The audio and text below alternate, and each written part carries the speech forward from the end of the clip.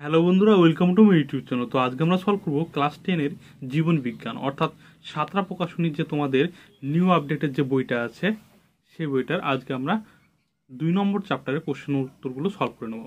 তো এর আগে আমরা 1 নম্বর চ্যাপ্টারের যে একের কোশ্চেনগুলো সলভ করে নিয়েছি। তো তোমরা যারা দেখোনি তারা প্লে লিস্টটিকে দেখে নিতে পারো।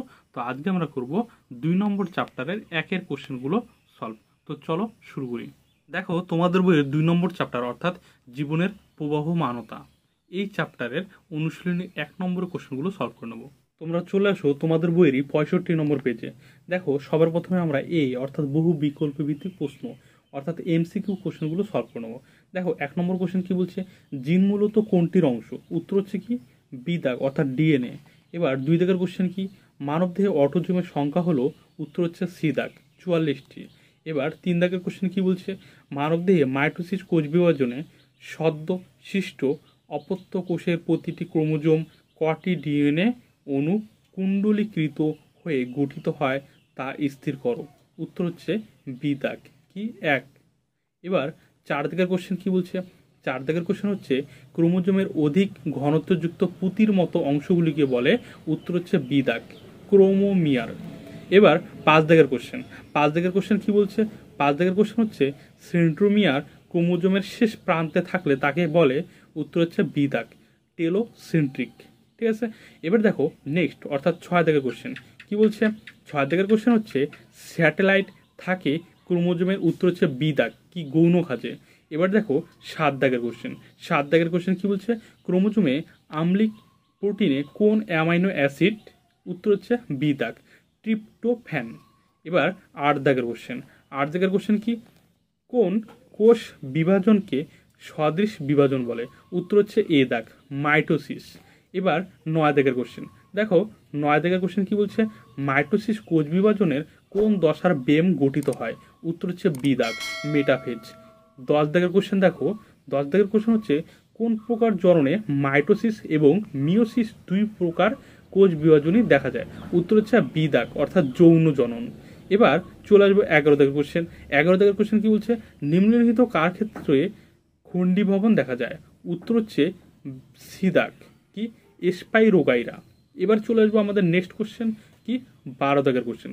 দেখো 12 দাগের কোশ্চেন হচ্ছে জীবদেহে কোনো কাটা অংশ থেকে অপত্য জীব সৃষ্টি হলে তাকে বলে? উত্তর হচ্ছে বি দাগ কি পুনরুৎপাদন। ঠিক আছে। এবার আমরা চলে আসবো নেক্সট অর্থাৎ ওই পেজেরই দেখো 13 দাগের কোশ্চেন, 13 দাগের কোশ্চেন কি বলছে, 13 দাগের কোশ্চেন হচ্ছে তুমি মাইটোসিস কোষ বিভাজনের একটি দশায় সিস্টার ক্রোমাটিড দ্বয়কে আলাদা হতে দেখলে দশাটি হলো? উত্তর হচ্ছে সি দাগ কি অ্যানাফেজ। এবার চলে আসবো 14 দাগের কোশ্চেন। দেখো 14 দাগের কোশ্চেন হচ্ছে ফুলের কোন অংশ পরাগযোগের জন্য কীট পতঙ্গদের আকর্ষণ করে? উত্তর হচ্ছে বি দাগ পাপড়ি। এবার চলে আসবো 15 দাগের কোশ্চেন। দেখো 15 দাগের কোশ্চেন হচ্ছে মানুষের বৃদ্ধির 12 থেকে 20 বছর বয়স পর্যন্ত দশাকে বলে? উত্তর হচ্ছে বি দাগ অর্থাৎ বয়ঃসন্ধিকাল। এবার চলে আসবো 16 দাগের কোশ্চেন। দেখো 16 দাগের কোশ্চেন হচ্ছে নিম্নলিখিত কোনটি ইতর পরাগযোগের বৈশিষ্ট্য তা নির্বাচন করো? উত্তর হচ্ছে ডি দাগ অর্থাৎ পরাগ রেণুর অপচয় বেশি হয়। এবার চলে আসবো 17 দাগের কোশ্চেন। দেখো 17 দাগের কোশ্চেন হচ্ছে একটি মাতৃকোষ থেকে 4টি অপত্য কোষ সৃষ্টি হয়? উত্তর হচ্ছে সি দাগ মিওসিসে। এবার 18 দাগের কোশ্চেন, 18 দাগের কোশ্চেন কি বলছে, কোন দশায় ক্রোমোজোমগুলি বেমের বিষুব অঞ্চলে অবস্থান করে? উত্তর হচ্ছে বি দাগ অর্থাৎ মেটাফেজ। এবার 19 দাগের কোশ্চেন। দেখো 19 দাগের কোশ্চেন হচ্ছে মানুষের প্রতিটি দেহকোষে সেক্স ক্রোমোজোম থাকে? উত্তর হচ্ছে এ দাগ কয়টি? 2টি। এবার চলে আসবো 20 দাগের কোশ্চেন। 20 দাগের কোশ্চেন হচ্ছে কোন দশায় ক্রোমোজোমগুলি বেমের 2 বিপরীত মেরুর দিকে ধাবমান হয়? উত্তর হচ্ছে সি দাগ কি অ্যানাফেজ। এবার আমরা নেক্সট অর্থাৎ 21 দাগের কোশ্চেনে চলে আসবো। দেখো 21 দাগের কোশ্চেন হচ্ছে মানুষের ক্ষেত্রে নিম্নলিখিতগুলির মধ্যে কোনটি একজন স্বাভাবিক পুরুষের ক্ষেত্রে প্রযোজ্য? উত্তর হচ্ছে বি দাগ 44 প্লাস XY। ঠিক আছে। এবার আমরা চলে আসবো 22 দাগের কোশ্চেন। দেখো 22 দাগের কোশ্চেন হচ্ছে অযৌন জনন সম্পন্নকারী একটি প্রাণী হলো? উত্তর হচ্ছে সি দাগ কি অ্যামিবা। এবার আমরা চলে আসবো 23 দাগের কোশ্চেন। দেখো 23 দাগের কোশ্চেন হচ্ছে স্ত্রী লোকের লিঙ্গ নির্ধারক ক্রোমোজোম কোনটি? উত্তর হচ্ছে বি দাগ XX। এবার 24 দাগের কোশ্চেন দেখো, 24 দাগের কোশ্চেন হচ্ছে মিওসিসের তাৎপর্য সংক্রান্ত নিচের কোন বক্তব্যটি সঠিক? উত্তর হচ্ছে, আমরা নেক্সট পেজে চলে আসবো, অর্থাৎ এখানে উত্তরটা নেই। আর কোশ্চেনটা আরেকবার বলছি, মিওসিসের তাৎপর্য সংক্রান্ত নিচের কোন বক্তব্যটি সঠিক তা সঠিকভাবে নিরূপণ করো। কিন্তু এখানে এ আর বি অপশন দেওয়া আছে, কিন্তু উত্তর পেছনে আছে, অর্থাৎ পরের পেজে, অর্থাৎ 66 নম্বর পেজে। চলো দেখো 66 নম্বর পেজে এই সি দাগ হচ্ছে উত্তর, অর্থাৎ বংশগত প্রকরণবাহী হ্যাপ্লয়েড গ্যামেট উৎপাদন করে। এবার আমরা চলে আসবো 25 দাগের কোশ্চেন দেখো, 25 দাগের কোশ্চেন হচ্ছে দুটি গ্যামেটের মিলনকে বলে? উত্তর হচ্ছে বি দাগ কি নিষেক। এবার 26 দাগের কোশ্চেন দেখো, নিচের কোনটি ডিএনএ এর গঠনগত উপাদান নয়? উত্তর হচ্ছে বি দাগ ইউরাসিল ক্ষারক।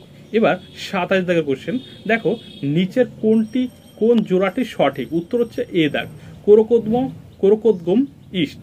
ঠিক আছে, নিচের কোন জোড়াটি সঠিক? উত্তর হচ্ছে কোরকোদ্গম ইস্ট। এবার চলে আসবো আমাদের নেক্সট কোশ্চেন, অর্থাৎ 28 দাগের কোশ্চেন দেখো কি বলছে, ইন্টারফেস দশার উপদশাগুলির পর্যায়ক্রম কোনটি? উত্তর হচ্ছে এ দাগ G1S আর হচ্ছে G2। ঠিক আছে, তাহলে ইন্টারফেস দশার উপদশাগুলির পর্যায়ক্রম কোনটি? উত্তর হচ্ছে G1S G2, অর্থাৎ এ নম্বর উত্তর, অর্থাৎ এ দাগের উত্তর। এবার চলে আসবো 29 নম্বর কোশ্চেন দেখো, 29 নম্বর কোশ্চেন হচ্ছে মাইটোসিস কোষ বিভাজনের দীর্ঘস্থায়ী দশা কোনটি? উত্তর হচ্ছে বি দাগ অর্থাৎ প্রোফেজ। তো এই ছিল আমাদের আজকের কোশ্চেন উত্তর সলভ, অর্থাৎ এমসিকিউ কোশ্চেনগুলো সলভ করে দিলাম। তো ভিডিওটা ভালো লাগলে অবশ্যই লাইক কমেন্ট এবং শেয়ার করে দিও। আর দাদার চ্যানেলে যারা নতুন এসেছো তারা অবশ্যই চ্যানেলটিকে সাবস্ক্রাইব করে নিও। তো আজকে এই পর্যন্তই, দেখা হচ্ছে আমাদের নেক্সট ভিডিওতে। Thank you.